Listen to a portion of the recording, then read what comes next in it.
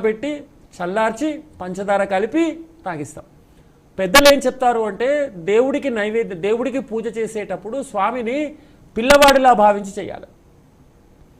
మనం ఏ పూజ చేసినా సరే, అమ్మ కానీ నాన్న కానీ, అంటే స్వామి కానీ, లక్ష్మి కానీ, నారాయణుడు కానీ, పార్వతి కానీ, శంకరుడు కానీ, వీళ్ళు ఎవరిని సరే మనం ప్రార్థిస్తున్నా సరే, పూజ చేస్తున్నా సరే, పూజ చేసేటప్పుడు వాళ్ళు మన పిల్లల్లాగా భావించి చేయాలి.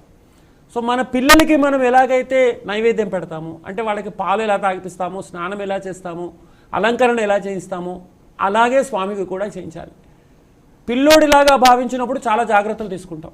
కాబట్టి ఖచ్చితంగా కాచిన పాలని చల్లార్చి, గోరువెచ్చలుగా కూడా కాదు, చల్లార్చి, చిన్నపిల్లలు గోరువెచ్చలు కూడా తాగరు, పూర్తిగా చల్లార్చిన తర్వాత పంచదార కలిపి, ఎంత పంచదార అయితే పిల్లవాడికి నప్పుతుందో అంత పంచదారే కలిపి స్వామికి నైవేద్యం పెట్టాలి.